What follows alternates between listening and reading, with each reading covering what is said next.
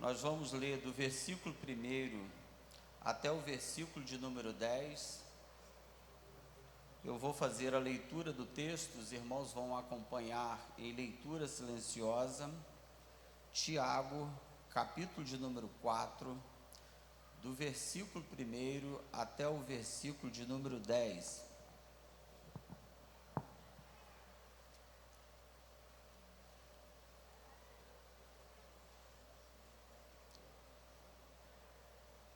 Todos os irmãos acharam? Digam amém. Amém.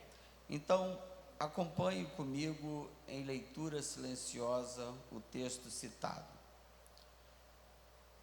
De onde vêm as guerras e pelejas entre vós? Porventura não vem disto, a saber, dos vossos deleites, que nos vossos membros guerreiam? Cobiçais e nada tendes, matais e sois invejosos e nada podeis alcançar, combateis e guerreais e nada tendes, porque não pedis. Pedis e não recebeis, porque pedis mal, para gastardes em vossos deleites. Adúlteros e adúlteras, não sabeis vós que a amizade do mundo é inimizade contra Deus? Portanto, qualquer que quiser ser amigo do mundo, constitui-se inimigo de Deus.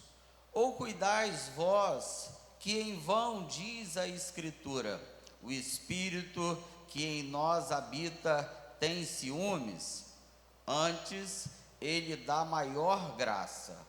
Portanto, diz: Deus resiste aos soberbos, mas dá graça aos humildes. Sujeitai-vos, pois, a Deus, resisti ao diabo, e ele fugirá de vós. Achegai-vos a Deus, e ele se achegará a vós. Limpai as mãos, pecadores, e vós de duplo ânimo, purificai os corações. Senti as vossas misérias, e lamentai, e chorai. Converta-se o vosso riso em pranto, e o vosso gozo em tristeza. Verso 10, humilhai-vos perante o Senhor, e Ele vos exaltará.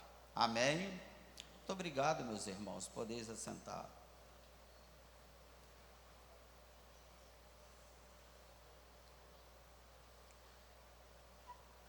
Meus irmãos, a gente está com um texto que nós acabamos de ler, de Tiago, capítulo de número 4, do versículo 1 até o versículo de número 10, onde, de princípio, logo quando a gente faz a leitura do texto, a gente percebe uma palavra confrontadora, muito dura, e eu gostaria de começar compartilhando com vocês. Não sei se vai dar tempo da gente encerrar, mas acredito que, se não der, fica para uma outra ocasião, porque na próxima semana está acordado entre nós o presbítero Osias ministrar o culto de doutrina aqui conosco, e eu não quero interromper essa programação, e tenho o prazer de sentar e ouvir o servo de Deus ministrando. E eu queria compartilhar com vocês este capítulo 4, porque ele trata da natureza humana. E eu vou levar aqui um tempinho para poder fazer uma introdução sobre essa questão da natureza humana, porque o capítulo de número 4, que nós acabamos de ler, de Tiago, ele trata exatamente sobre o comportamento humano. Ele trata sobre o posicionamento, o comportamento que permeia, domina as entranhas do coração do homem. E logo quando a gente percebe isso, a gente fica imaginando como é que o ser humano pode residir tanta maldade no seu íntimo e no seu interior. E eu vou também tratar sobre isso dentro destes textos, desses versículos que nós acabamos de ler.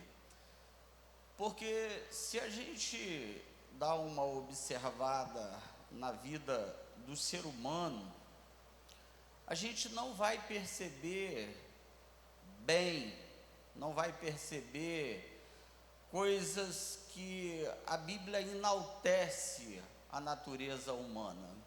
A gente sempre vai perceber que a Bíblia vai descrever o ser humano como mal, e mal desde a sua meninice, ou desde a sua pequenez.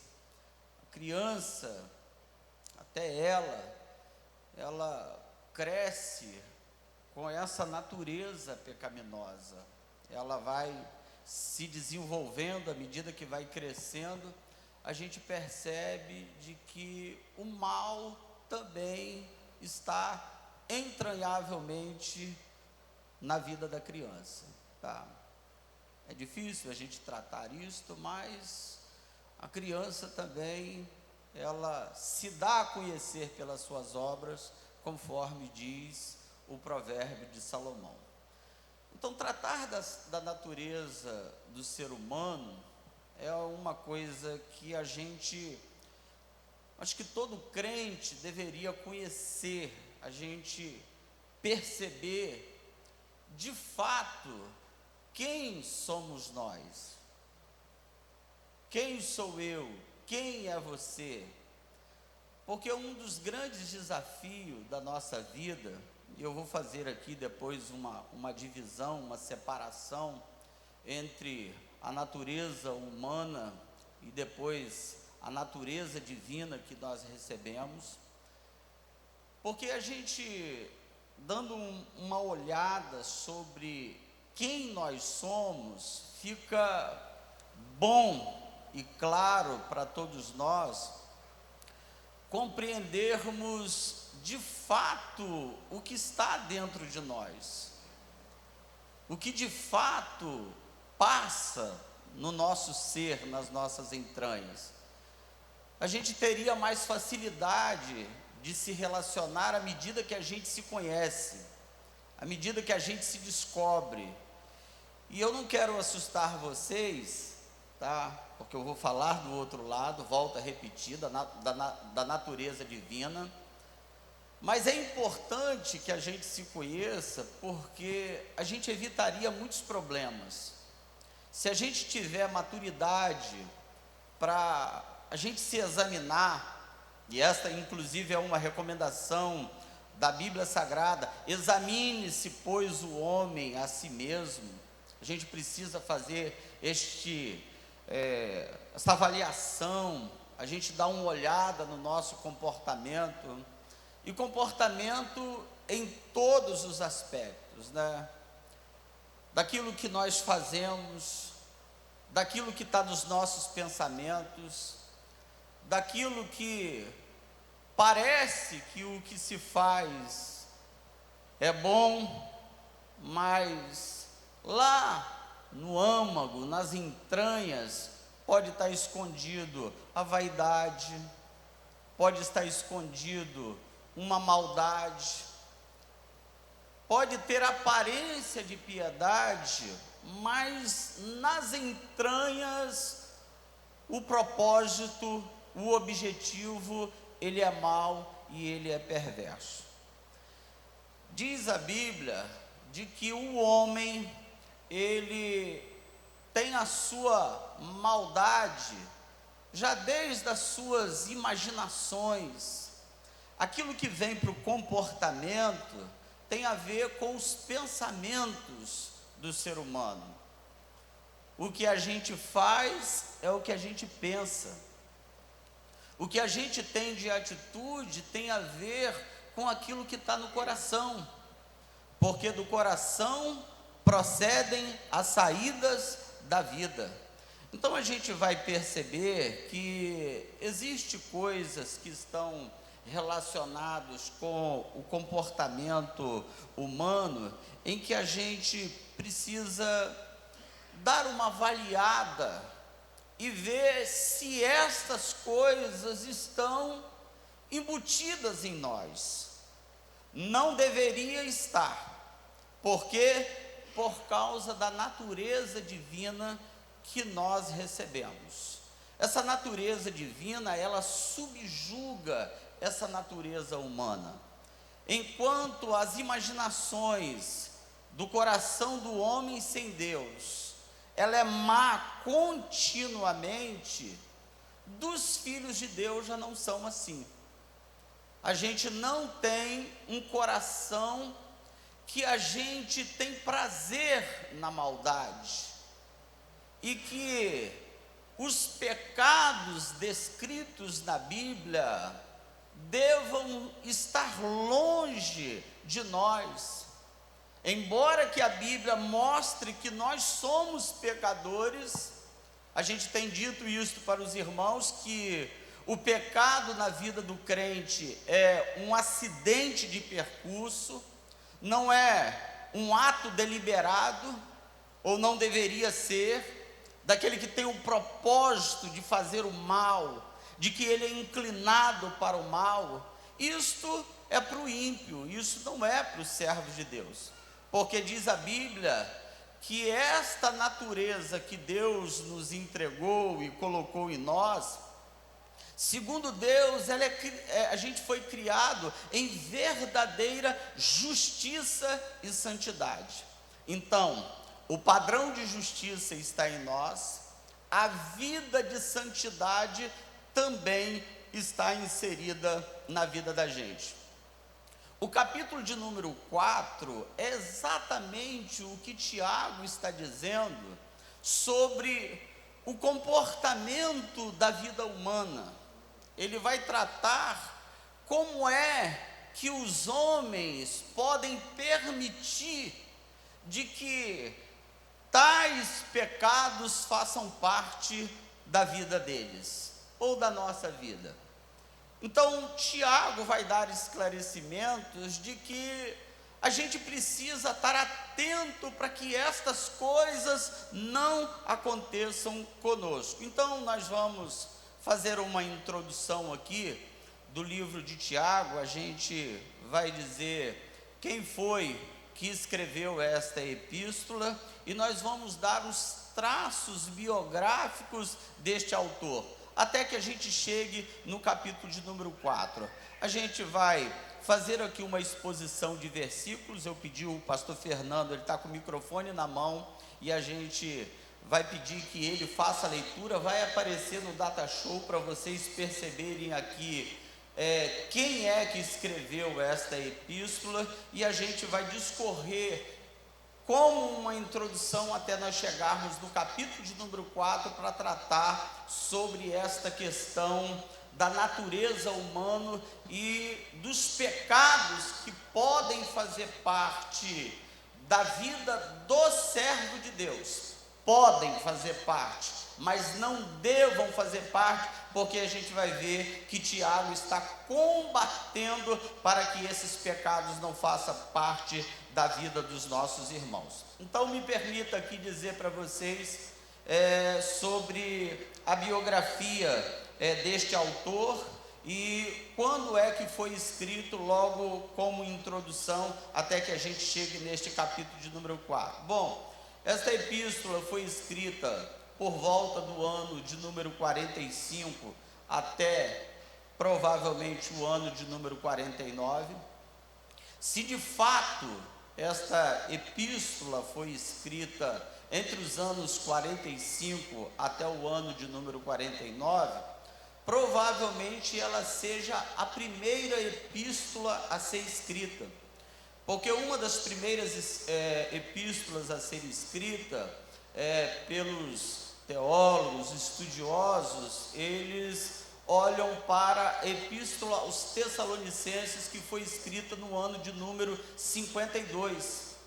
Mas esta de Tiago, que está em torno do ano 45 até o ano de número 49, ainda é estudada pelos teólogos e não há uma unanimidade se de fato ela foi escrita entre 45 e 49, mas nós estamos colocando aqui um posicionamento que provavelmente, se foi essa data, ela foi a primeira epístola a ser escrita no Novo Testamento.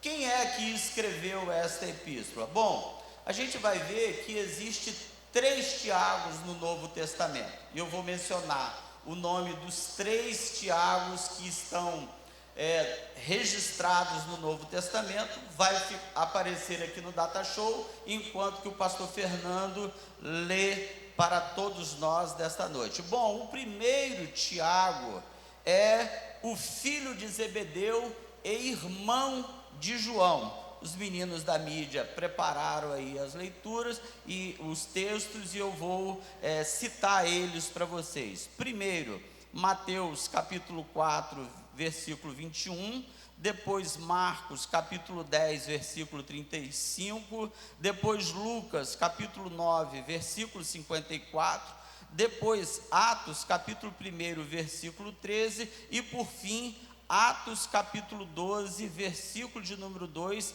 mostra este Tiago, que é filho de Zebedeu e irmão de João. Então vamos lá, a leitura do primeiro texto, Mateus capítulo 4, versículo 21. Meus irmãos, a paz do Senhor. Evangelho segundo escreveu Mateus capítulo 4, versículo 21, está escrito assim: E adiantando-se dali, viu outros 2 irmãos, Tiago, filho de Zebedeu, e João, seu irmão, num barco com Zebedeu, seu pai, consertando as redes, e chamou-os. E aproximaram-se dele Tiago e João, filhos de Zebedeu, dizendo: Mestre, queremos que nos faças o que pedimos. E os discípulos Tiago e João, vendo isso, disseram: Senhor, queres que digamos que desça fogo do céu e os consuma, como Elias também fez? E entrando, subiram ao cenáculo, onde habitavam Pedro e Tiago, João e André, Filipe e Tomé, Bartolomeu e Mateus, Tiago, filho de Alfeu, Simão o Zelote e Judas, filho de Tiago. E matou a espada Tiago, irmão de João. Muito obrigado, pastor Fernando. Então os irmãos perceberam que todos os textos que eu mencionei, o pastor Fernando já fez a leitura de todos eles, porque esse primeiro Tiago aqui é o filho de Zebedeu. Esse Tiago é irmão de um outro discípulo também chamado de João.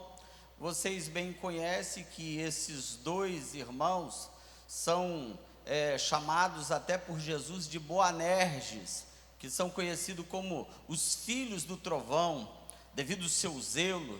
E um dos textos que o pastor Fernando leu, mostra eles com zelo, pedindo para que desça fogo do céu, para que mate os moradores da cidade de Samaria. Então vocês estão vendo que esse Tiago é filho de Zebedeu, e ele tem um outro irmão chamado João, que também é discípulo. Só que na última referência que o pastor Fernando leu, de Atos, capítulo de número 12, versículo de número 2, mostra que Herodes Agripa, manda matar a Tiago. Então vocês percebem que logo no início da igreja, a perseguição contra os cristãos e contra os apóstolos, logo um apóstolo, ele é assassinado, ele é morto por Herodes, conforme a descrição do texto de Atos, capítulo de número 12, versículo de número 2. Aí nós vamos para o segundo Tiago, eu estou fazendo uma introdução. O segundo Tiago é filho de Alfeu. E aí eu vou citar as referências, o pastor Fernando vai voltar a ler. Mateus, capítulo de número 10, versículo de número 3. Marcos, capítulo 3, versículo 18. Lucas, capítulo 6, versículo 15. E Atos, capítulo 1, versículo de número 13.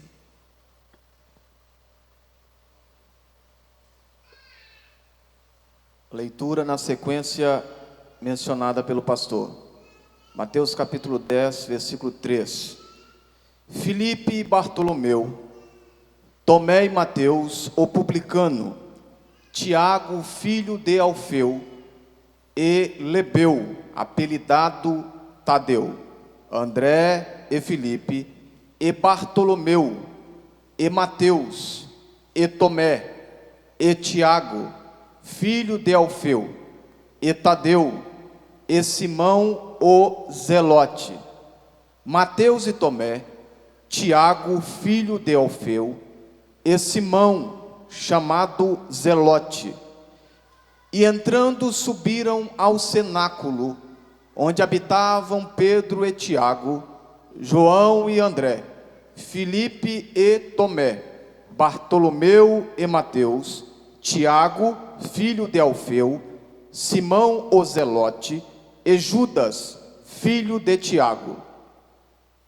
Obrigado, pastor. Pode permanecer em pé, pastor, porque nós já vamos logo para o terceiro Tiago. Eu só vou tecer aqui um comentário para vocês, dizendo que há uma diferença do primeiro Tiago para esse segundo, porque o primeiro Tiago é filho de Alfeu, e esse Tiago, que nós estamos, um é filho de Zebedeu, e esse Tiago é filho de Alfeu. O segundo Tiago, ele é conhecido como Tiago o menor. Então, algumas vezes vocês vão ver a expressão assim, Tiago o menor, porque tem dois Tiago como discípulo.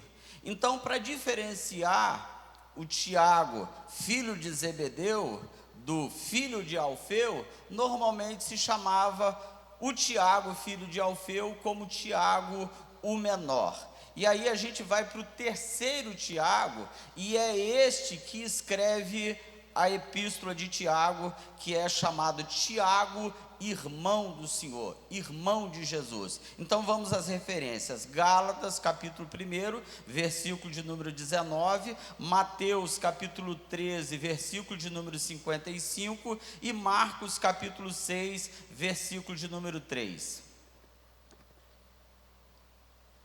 Leitura novamente será na sequência dos textos mencionados. Gálatas capítulo 1, versículo 19. E não via nenhum outro dos apóstolos, senão a Tiago, irmão do Senhor. Não é este o filho do carpinteiro? E não se chama sua mãe Maria e seus irmãos Tiago e José, e Simão e Judas? Não é este o carpinteiro, filho de Maria e irmão de Tiago e de José e de Judas e de Simão? E não estão aqui conosco suas irmãs, e escandalizavam-se nele. Muito obrigado, pastor Fernando. Deus abençoe, podeis assentar. Daqui a pouco eu vou pedir ao senhor para ler mais uns 3 textos, e a gente encerra a leitura dos textos, e a gente já entra no capítulo de número 4, eu estou fazendo uma introdução com vocês. Bom, então vocês estão vendo que o Tiago, que escreveu a epístola, é exatamente o irmão do Senhor. E olha que os textos vão mostrar, conforme Gálatas 1,19, dizendo que é o irmão do Senhor que Paulo encontra. A gente vai ver os textos, como de Mateus, capítulo 13, o versículo de número 55, quando Jesus menciona o seu sermão dentro do templo, e aí de repente mandam chamar Jesus, e aí eles fazem referência dos irmãos de Jesus, começando por Tiago. provavelmente Tiago, né, depois de Jesus, era o irmão mais velho de Maria e José. Então a gente tem Gálatas 1,19, Mateus 13,55 e Marcos 6,13, que mostram que neste tempo quem está escrevendo esta epístola é o irmão do Senhor.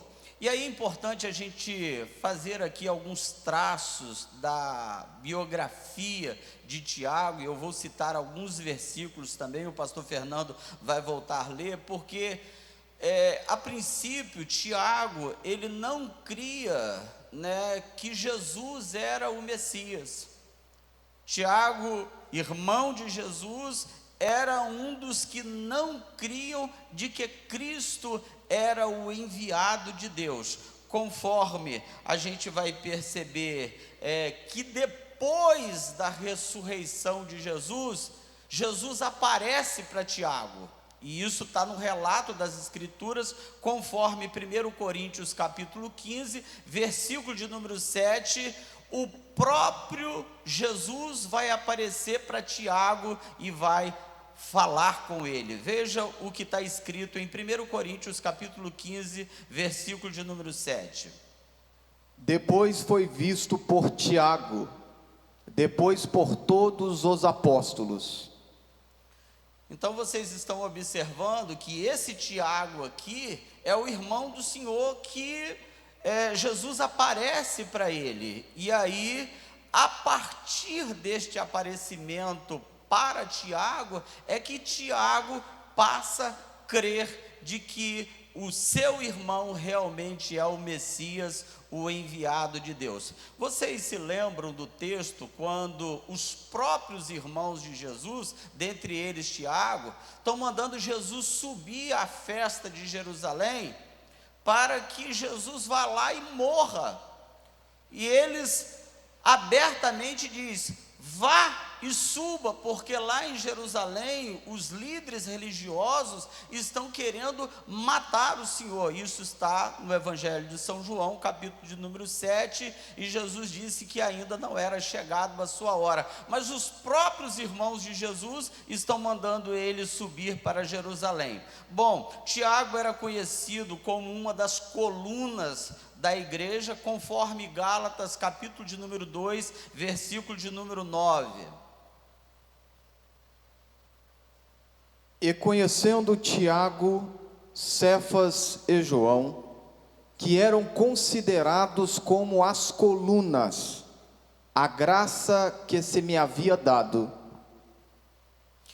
Então vocês estão observando, irmãos, a importância da gente entender que o Tiago, que está sendo mencionado aqui em Gálatas 2,9, é o irmão do Senhor, porque senão a gente faz uma confusão e pensa que é um outro Tiago, e aí a gente diz que o Tiago, filho de Zebedeu, já foi morto, conforme Atos capítulo 12, versículo de número 2, o outro é o Tiago, filho de Alfeu, ele não exercia esta influência na igreja, tá? Não diminuindo, né, o apostolado dele, mas ele não tinha um papel tão relevante como esse Tiago, irmão do Senhor, e a gente vai perceber a relevância desse Tiago, irmão do Senhor, conforme Atos, capítulo de número 21, versículo de número 17 e versículo de número 18. Olha como esse líder, ele tinha o respeito dos anciãos, dos líderes da igreja,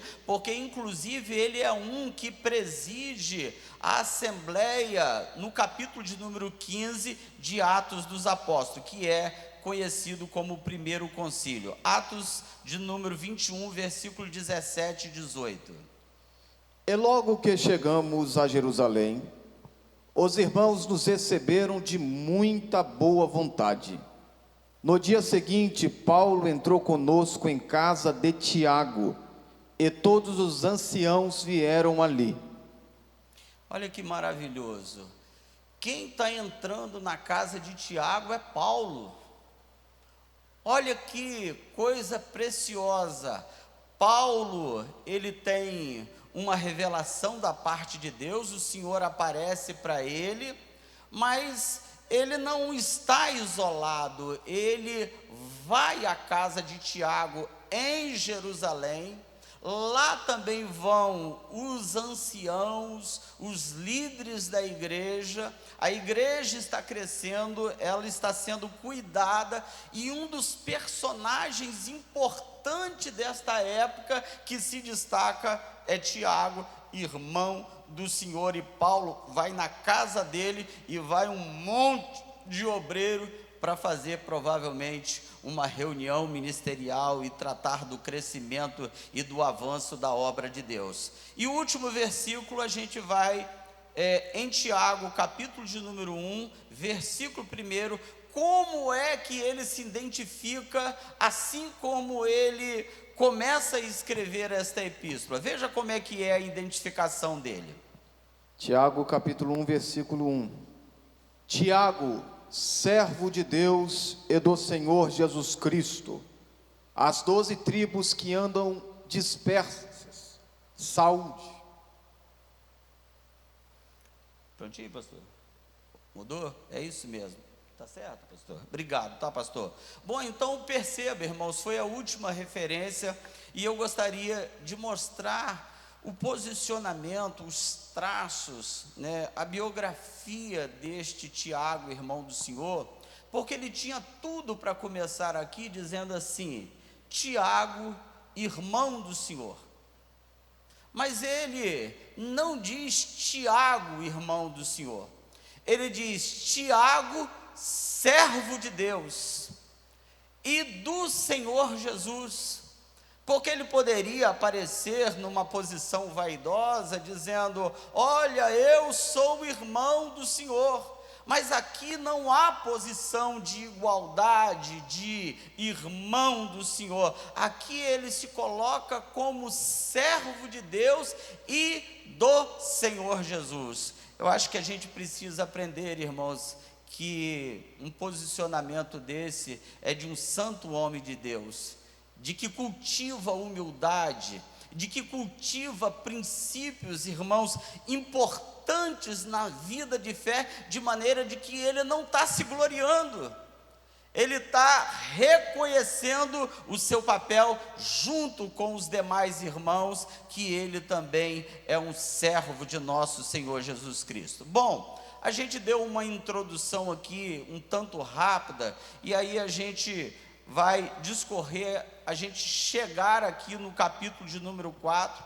Eu só lembro os irmãos que, segundo Flávio Joséfo, Tiago, ele morreu apedrejado devido à influência que ele exercia entre os judeus. Então vocês notam, irmãos, que a vida dos apóstolos não foi uma vida fácil, uma vida de renúncia, uma vida de abnegação, uma vida de entrega à obra do Senhor. E o próprio irmão do Senhor foi morto apedrejado devido à influência que ele tinha entre os judeus. E aí a gente chega nesta epístola dizendo que ela é muito mais prática do que doutrinária. As palavras-chave do livro da epístola de Tiago é fé e obras.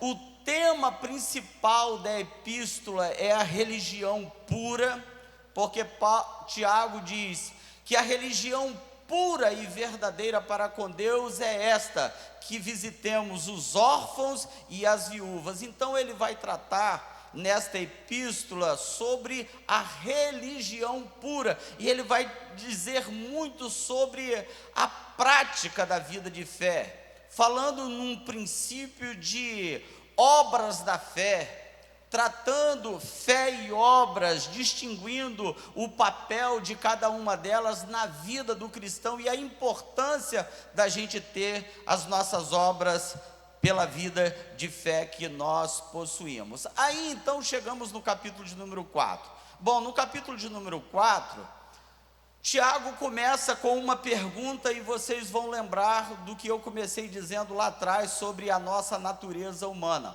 A pergunta dele é um tanto confrontadora. O capítulo 4, ele está perguntando: de onde vêm as guerras e pelejas entre vós? É uma pergunta que ele faz, que é retórica.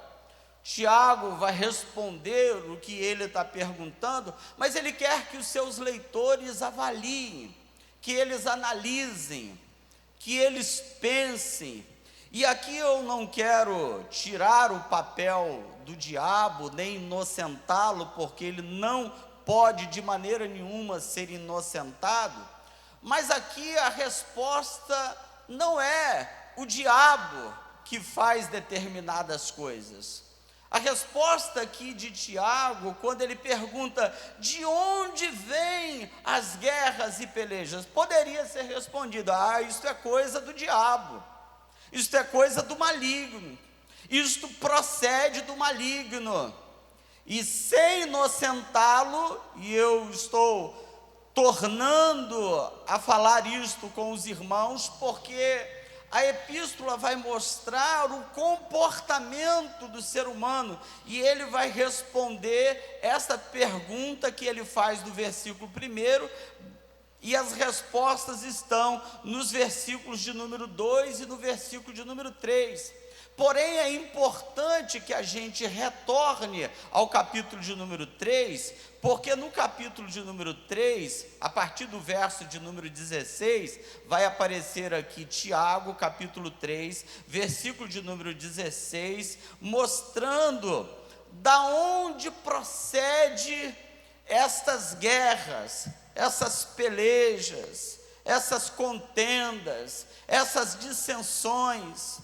Por que existem estas coisas no meio do povo de Deus?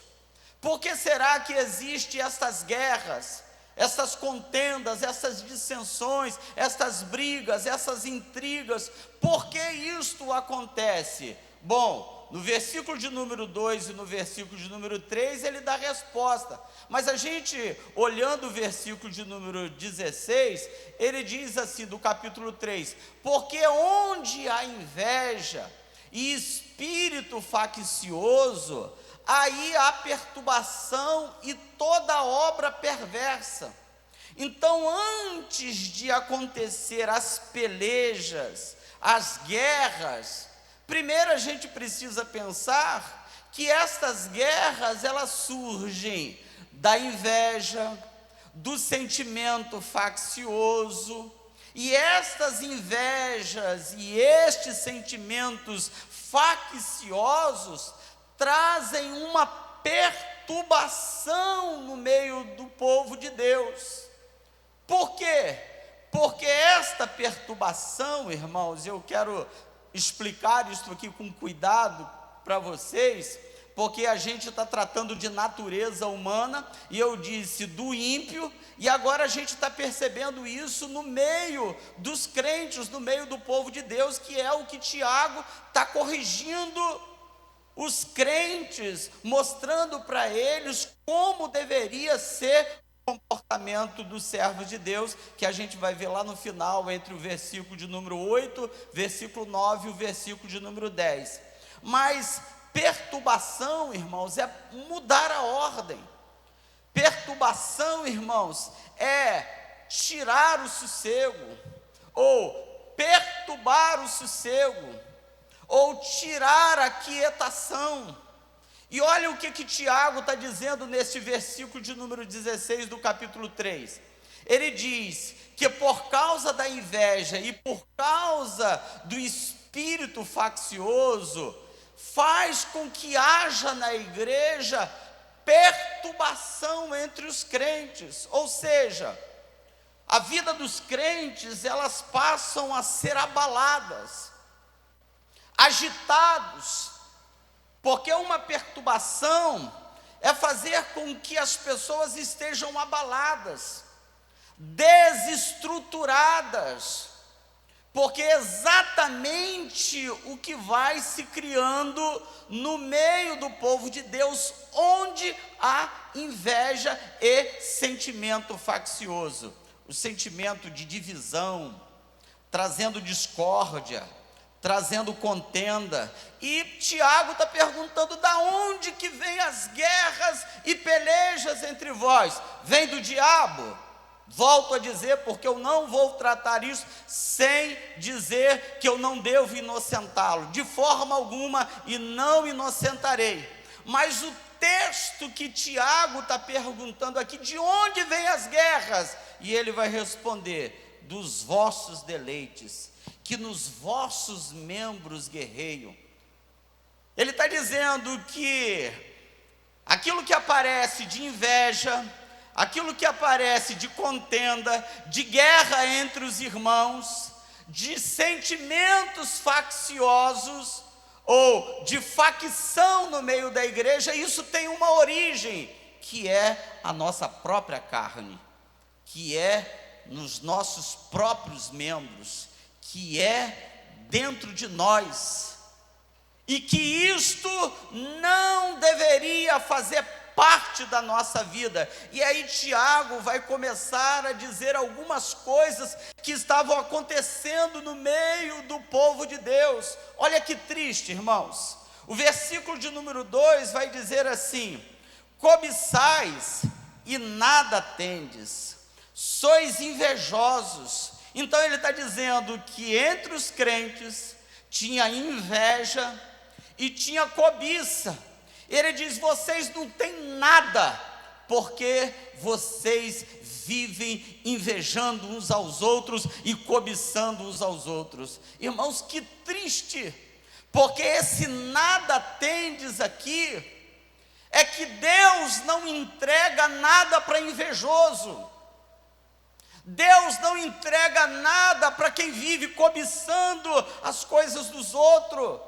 E ele está dizendo que quem inveja, quem tem cobiça, nada tendes. E é isso que o versículo 2 está mostrando, que Tiago está sendo bem enfático, dizendo, cobiçais e nada tendes, matais, sois invejosos e nada podeis alcançar, porque ninguém chega ao lugar nenhum.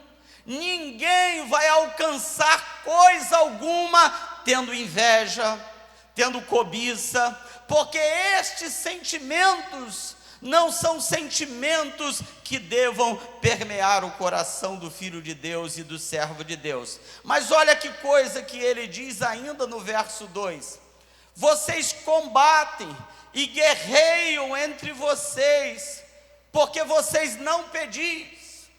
Olha o que isto mostra: vocês guerreiam, vocês nada tendes, porque não pedis.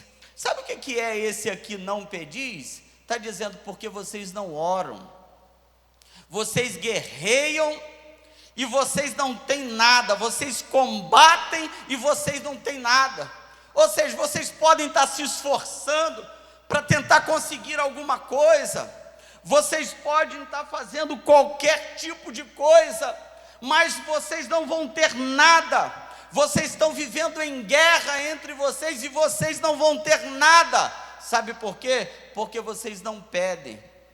Olha que diferença vai estar entre o versículo de número 2 e o versículo de número 3, e eu vou explicar para vocês. No versículo de número 2, eles estão guerreando, combatendo e não tem nada. Por quê? E ele diz, porque não pedis, porque não oram. Isso quer dizer o seguinte, que se alguém que não mantém vida de oração, irmãos, ele nunca vai alcançar coisa alguma. Que alguém que não consegue orar, porque o texto diz, porque não pedis, porque quem não pede, irmãos, quem não ora, vive uma vida humana e vive uma vida carnal. Ele está dizendo, vocês guerreiam, vocês combatem entre vocês, vocês não têm nada, vocês não possuem nada, porque vocês não pedem. Em outra tradução, porque vocês não oram. Irmãos, se a gente não orar, a gente não constrói nada. Se a gente não orar, as guerras aparecerão entre nós. Porque quem ora, irmãos, ele recebe a natureza divina. Quem ora se aproxima de Deus. Quem ora vive em comunhão com Deus. Pelo menos é para se viver em comunhão com Deus quem ora. Não estou dizendo quem ora de qualquer maneira. Eu estou dizendo quem sabe orar, quem aprendeu a orar, quem aprendeu a ter comunhão com Deus, quem aprendeu a se aproximar de Deus. E ele está dizendo de forma enfática: vocês combatem, vocês guerreiam e vocês não têm nada. Que coisa triste, irmãos, a gente viver a nossa vida de fé, brigando, combatendo, e a gente nunca alcançando nada. E qual é a razão disso? Por falta de oração. Porque se falta oração, irmãos, falta santidade. Se falta oração, irmãos, a guerra aparece. Se falta oração, as contendas chegam. Se falta oração, os problemas vão se acumulando e a gente perde a unidade como igreja do Senhor. Então ele está dizendo que esse povo combate, guerreiam, não tem nada porque não pede. Mas olha o verso de número 3. O versículo de número 3 diz assim: pedis e não recebeis, porque pedis mal, para o gastardes em vossos deleites. No versículo de número 3, eles já estão pedindo. Só que o pedido deles, a oração deles, é baseado nos interesses deles. É a oração vaidosa, é a oração para gastar em torno das vaidades, dos deleites dele. Por isso o verso 3 diz: vocês pedem, mas vocês não recebem, porque vocês pedem mal. Deixa eu dizer uma coisa importante para vocês, irmãos. Um dos grandes segredos da nossa vida de oração é a gente aprender a pedir certo, irmão. Sempre quando Deus vai olhar as nossas orações, antes dele olhar as palavras, ele vai olhar a intenção do coração. A oração pode estar bonita aqui dos lábios, mas o que vale para Deus é a intenção. E ele está dizendo para os crentes, dizendo: olha, vocês pedem, mas vocês não recebem, porque vocês estão pedindo mal. Deus nos ajude, irmãos, para que a gente nunca peça mal, que a gente nunca peça em torno das nossas vaidades. Aquela oração bonita e diz: Senhor, é para a glória do seu nome. Que nada, às vezes é para a glória dele mesmo. Senhor, me usa para a glória do seu nome. E Deus está dizendo: que nada, você está orando para mim, mas eu não vou te dar isso, porque você quer para a sua glória, você quer para se aparecer, você está pedindo em torno da vaidade. Você está pedindo, dizendo para beneficiar a igreja, mas eu te conheço. O que eu estou ouvindo você falar lá nas entranhas do seu coração, você não quer compartilhar com a igreja, você quer só para você. Você quer fazer isso um trampolim, você quer os holofotes, quer que todo mundo veja você. Então é isto que Tiago está dizendo: você pede e você não recebe, porque você está pedindo mal. Deus nos ajude, irmãos, Deus nos ajude a gente pedir corretamente ao Senhor. É o grande desafio. E como é que faz isso, pastor? Com humildade. Como é que faz isso para a gente pedir corretamente? Se apresentar perante o Senhor e a gente dizer: Senhor, com um coração sincero e verdadeiro, apresentando-se perante Ele, dizendo: Senhor, o Senhor me dê, se o Senhor achar por bem. Senhor, avalia meu coração, eu quero ser sincero quando eu falar com o Senhor. E aí a gente vai chegar no verso de número 4, e o versículo de número 4 é muito duro, irmãos. Vai aparecer aqui no Data Show para vocês. Olha o que o versículo de número 4, Paulo vai dizer dos crentes: adúlteros e adúlteras, não sabeis vós que a amizade do mundo é inimizade contra Deus? Por que será que Tiago está chamando aqui os crentes de adúlteros e adúlteras? Adúltero aqui não é no sentido do homem trair a mulher, ou da mulher trair o marido, trair o cônjuge. Adúltero aqui é no sentido de infiel, é no sentido de desleal.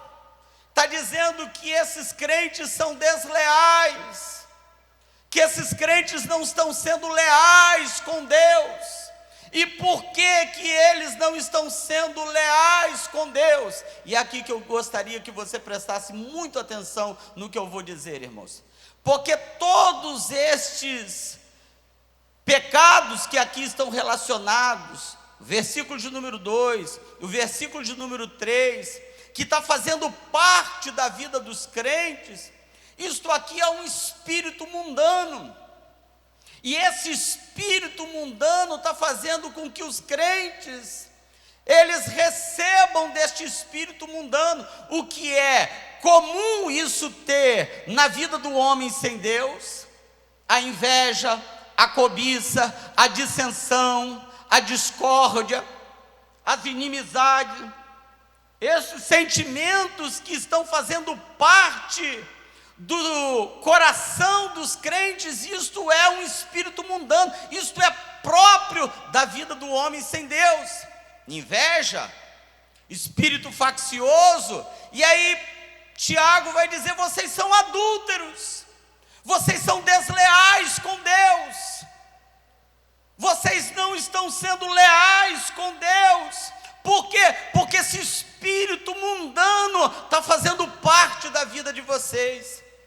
Esteja certo de uma coisa, irmãos, eu sei que a palavra é bem confrontadora, mas esteja certo disso: toda vez que a gente encontrar um invejoso na igreja, que a gente encontrar um com dissensão na igreja, alguém com discórdia na igreja, alguém com contenda na igreja, esteja certo de que ele está com espírito mundano sobre a sua vida. O espírito mundano está fazendo parte da vida dele. O espírito mundano está se sobressaindo na vida dele.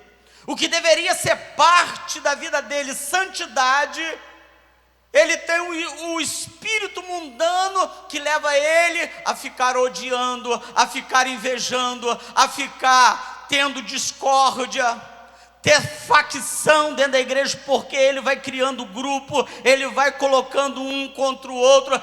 Este certamente é carnal e está com o espírito mundano sobre a sua vida. Aí Tiago diz que estes são desleais, são adúlteros, são adúlteras. E ele diz o porquê eles são adúlteros. Porque ele diz que estes sentimentos são amizade com o mundo. E esta amizade com o mundo é inimizade contra Deus. E aí ele está levando os seus leitores a entender de que a gente não pode ser adúltero, adúltera, desleal, adúltero e adúltera e desleal com quem? Com Deus. E aí ele prova que se alguém vive assim, ele está com amizade com o mundo e inimizade contra Deus. Porque o texto segue no versículo 4 dizendo: porque qualquer que quiser ser amigo do mundo constitui-se inimigo de Deus. E aí eu chego no versículo que eu gostaria de chegar com vocês, irmãos, o versículo de número 5, para a gente entender todo este contexto. Porque este contexto do capítulo 4, do versículo 1 até o versículo de número 10, é um ensinamento para a gente resistir às paixões, para a gente não ter cobiça, para a gente não ter inveja, para a gente não ter espírito faccioso, para que a gente não combata entre nós, não guerreie entre nós, porque se a gente combater e guerrear entre nós, a gente não vai ter nada, a gente vai pedir e não vamos alcançar nada. E se a gente ainda ficar combatendo, isto é uma prova de que a gente não ora, porque a vida com Deus não está dentro de nós, não está sendo produzida dentro de nós. Mas olha o versículo de número 5. O versículo de número 5, para tratar sobre o versículo de número 4 do que ele está falando, ele diz assim: ou cuidais vós, que em vão diz a Escritura, o Espírito que habita em nós tem ciúmes? Então deixa eu destacar duas coisas aqui para vocês. A primeira, irmãos, pergunta é: aonde está escrito isso na Escritura? Que o Espírito que habita em nós tem ciúme. Segundo, o Espírito que habita em nós realmente tem ciúme? Bom, a primeira percepção de que a gente vai ter é de que a gente vai falar assim: olha, o Espírito de Deus que habita em nós tem ciúme. Bom, eu estou tratando com vocês de paixões, e a gente está querendo entender o contexto. E aí o que é normalmente comentado entre nós, de que o Espírito Santo que habita em nós tem ciúme. Mas ciúme leva todo tipo de perturbação, a inveja, contenda, os que estão relacionados desde o versículo de número 16 do capítulo de número 3, faz a gente pensar: será que Deus tem ciúme? Será que Deus realmente sente ciúme de nós? Em uma versão, acredito que a Revista e Corrigida, em Naum, capítulo 1, versículo de número 2, vou pedir o pastor Fernando para ler, vocês vão ver aí a versão que está dizendo que Deus tem ciúme. Se vocês olharem também Ezequiel, capítulo de número 8, vão perceber lá imagem de ciúme. Tivemos até um título da lição da escola dominical sobre o ciúme de Deus. Olha o capítulo 1 do versículo 2 e veja o que está escrito em Naum. Naum, capítulo 1, versículo 2. O Senhor é um Deus zeloso e que toma vingança. O Senhor toma vingança e é cheio de furor. O Senhor toma vingança contra os seus adversários e guarda a ira contra os seus inimigos. Coloca na outra versão, e pode ler, pastor Fernando, que fala que tem ciúme. Bota na outra versão, por favor. Pode mudar, por favor? Um minutinho só, irmãos, para eles mudarem a versão. Acho que a primeira que vocês colocaram estava na versão correta, eu não sei se era Revista e Corrigido, mas mudem, por favor. Não no zeloso, mas um Deus ciumento. A versão aparece como um Deus ciumento. Não consegue alterar. Aí essas versões que estão aí, mas em outra versão está dizendo que Deus é um Deus ciumento. A pergunta é, eu não tenho como fazer vocês falarem daí, porque está gravando. A pergunta é: Deus tem ciúme ou não? E eu queria que vocês me ajudassem, tá bom? Eu sei que é possível vocês só responderem sim ou não e não fazerem comigo conforme a última vez eu perguntei e vocês não tiveram coragem de responder. Eu queria só que você dissesse sim ou não. A pergunta é: Deus tem ciúme, sim ou não? Deus tem ciúme? Se eu disser para vocês que Deus não tem ciúme, irmãos, Deus tem ciúme, sim ou não? Agora vocês ficaram quietos, tá vendo? Bom, então vocês estão vendo que a primeira resposta de vocês, que Deus é ciumento, mas Deus, irmãos, não tem ciúme. Ciúme são obras da carne. Ciúme leva todo tipo de desconforto, descontrole, leva a pessoa a não ter controle das suas emoções e dos seus sentimentos. Deus, irmãos, não tem ciúme, Deus tem zelo. As versões que vão mostrar que Deus tem ciúme é que Deus, ele tem zelo. O que é zelo de Deus? É Deus querendo te preservar e não permitir que você faça o que é errado. É Deus te preservando, tentando atrair você à presença dele. Mas Deus não tem ciúme como nós, irmãos, seres humanos, possuímos ciúmes. O ciúme leva à inveja, o ciúme leva às contendas, o ciúme leva à dissensão. E olha o que o texto está dizendo, versículo de número 5 do capítulo 4. Ou cuidais vós, que em vão, diz a Escritura, o Espírito que em nós habita tem ciúmes. Sabe de qual texto diz que o texto que nós estamos mencionando, que o Espírito que habita em nós tem ciúme? Eu já vou responder. Por favor, quem ia falar aí, entrega o microfone aí, um diácono, por favor, bem rapidinho aí. Vocês querem mencionar, então mencione aí, por favor, o que vocês querem falar. Tem que ser com o microfone, porque, irmã Áurea, fala aí, por favor, e a gente conclui aqui o raciocínio do versículo 5. Não, pastor, é só para informar que está na King James, né, essa parte do Deus ciumento. E aí ok. fica aqui, né, na 1:2. O Senhor é Deus ciumento e vingador. O Senhor vinga-se e é cheio de furor. O Senhor toma vingança contra os seus adversários e reserva a ira contra os seus inimigos.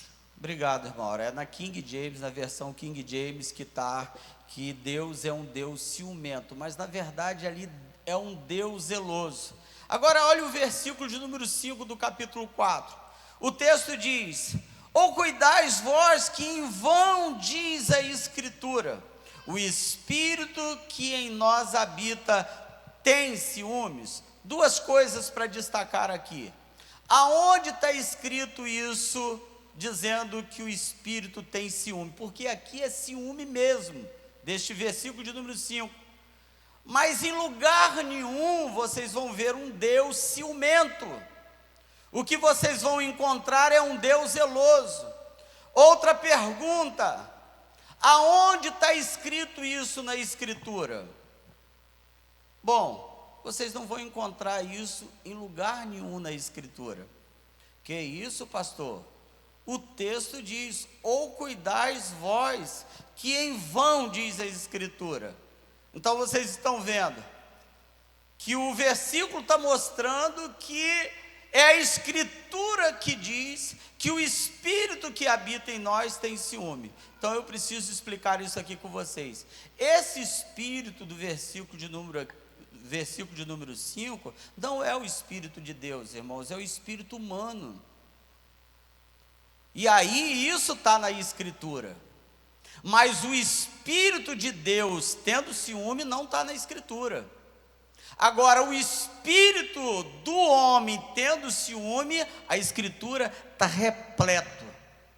Não tem um texto da Bíblia mostrando que o Espírito de Deus tem ciúme, mas há diversos textos mostrando que o Espírito do homem possui ciúme. Por quê, pastor? Olha o contexto do capítulo 4, a partir do versículo de número 1, está mostrando que tem cobiça, que tem inveja. Da onde vem isso? Do espírito humano. É o espírito humano que leva as dissensões, as contendas, as guerras, as intrigas, as brigas. E aí no versículo de número 5 ele está dizendo: ou cuidais vós, que em vão, diz a Escritura. O que a Escritura diz? Diz que o espírito humano tem ciúme, irmãos, mas o Espírito de Deus não. Vocês querem ver o contexto, como é que ele vai dizer que não é o Espírito de Deus? Bom, ele faz uma pergunta: o Espírito que habita em nós tem ciúme? Mas olha o versículo de número 6 que responde. O que o versículo de número 6 responde? Bota aqui no Data Show. Está dizendo, antes Ele dá maior graça.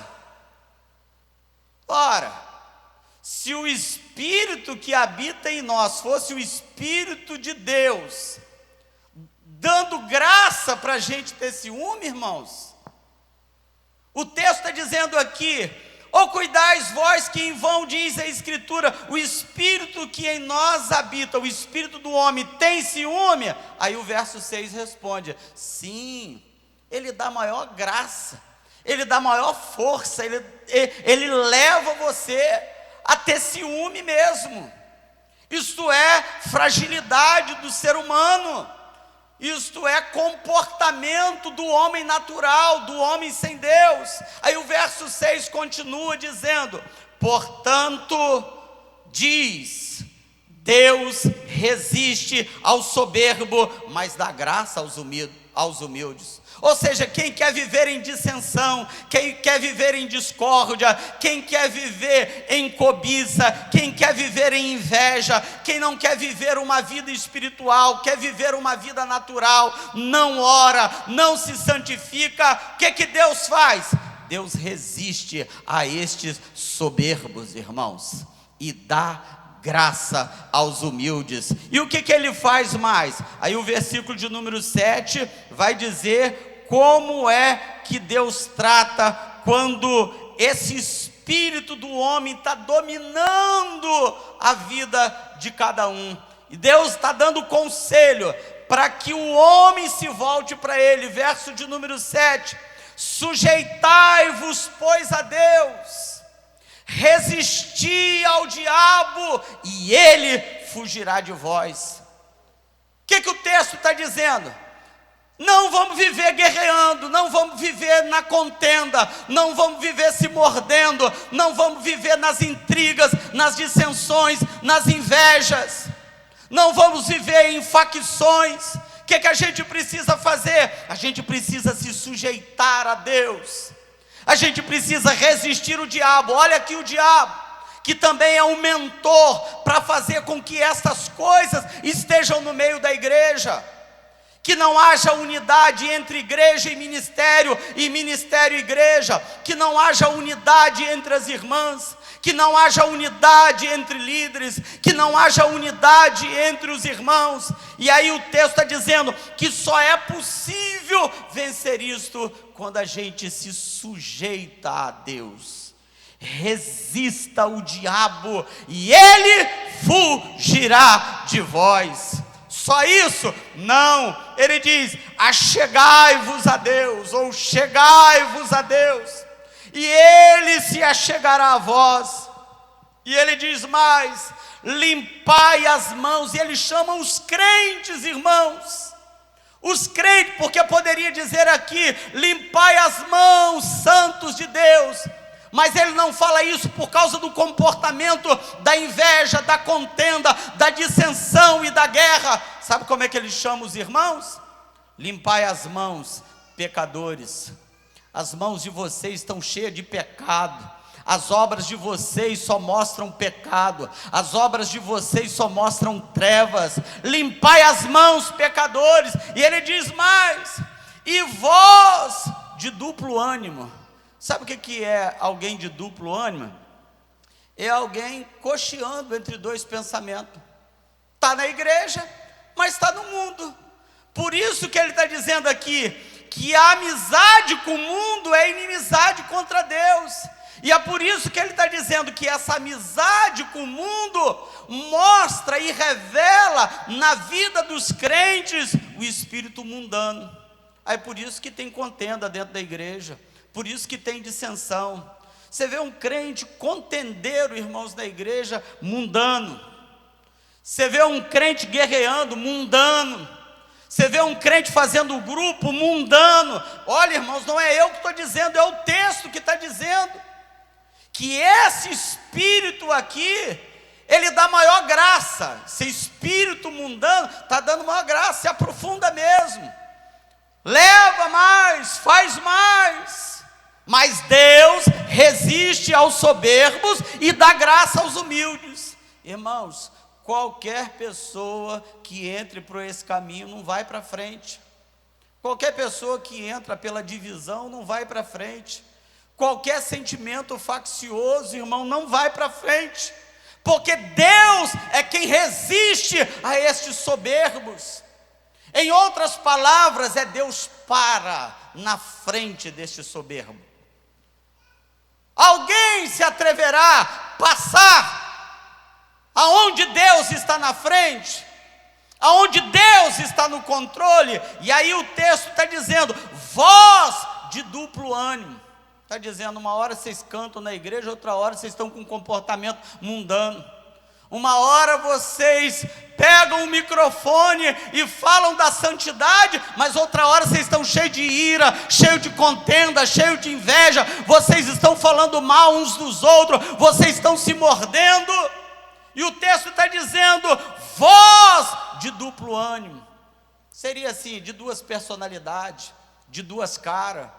Uma hora é crente quando está dentro da igreja, quando está fora é com comportamento mundano, com sentimentos mudando, prevalecendo sobre a vida dele. Aí ele vai dizer, e voz de duplo ânimo, purificai os corações, coração puro. E o verso de número 9, ele mostra que todos nós, irmão, se cairmos no erro desse, que Deus nos ajude, que a gente nunca caia no erro desse. Mas o verso de número 9 diz, senti as vossas misérias, lamentai e chorai.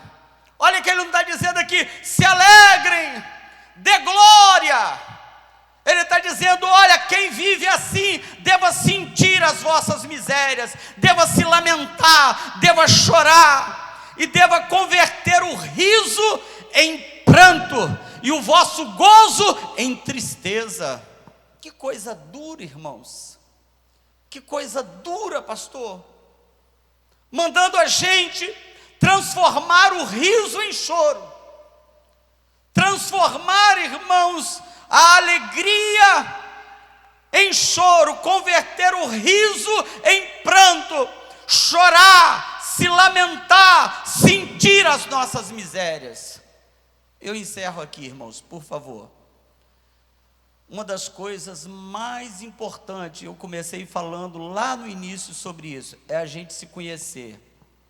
Irmãos, aprendamos a conhecer, irmãos, as nossas mazelas, os nossos defeitos, os nossos pecados, e a gente chorar, se lamentar, a gente buscar a Deus, irmãos, e mudar, e fazer com que a palavra dele habite em nós abundantemente.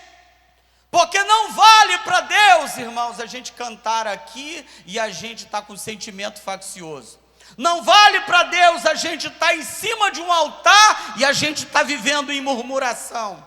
Não vale para Deus a gente se reunir numa terça-feira e a gente posar de bonzinho, quando o nosso coração está cheio de rapina e cheio de maldade. A gente precisa chorar, sentir as nossas misérias, sentir, irmãos, os nossos pecados e dizer, Senhor, eu transgredi, eu tenho errado, eu tenho pecado. Porque senão, irmãos, vira tudo religioso, só religiosidade. E o texto diz no versículo de número 10, para a gente encerrar, que é assim que a gente vence: humilhai-vos perante o Senhor, e Ele vos exaltará. Só existe exaltação de Deus para a nossa vida quando a gente sente as nossas misérias, a gente se converte, a gente muda o riso em pranto, conhecendo quem nós somos e se humilhando perante Deus. Aí Deus diz, eu vou exaltar, porque Ele se humilhou perante mim. Eu vou exaltar a vida dele e da vida dela, porque ela está se humilhando perante mim. A Bíblia diz, humilhai-vos perante o Senhor, e Ele vos exaltará. Não vai ser o pastor que vai te exaltar, não vai ser o homem que vai te exaltar, vai ser Deus que vai lhe exaltar. A palavra desta noite para a gente é, irmãos, tomemos cuidado um espírito mundano tentando rondar a nossa vida, para que haja dissensões, discórdia, contendas, invejas, e essas coisas são, irmãos, espíritos mundanos rondando a igreja do Senhor. Quem quer ser exaltado pelo Senhor, irmãos?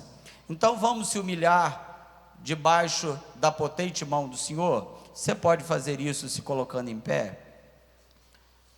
Aleluia. Vou pedir ao pastor Sebastião para nos dirigir a Deus em oração. Quantos precisam, irmãos?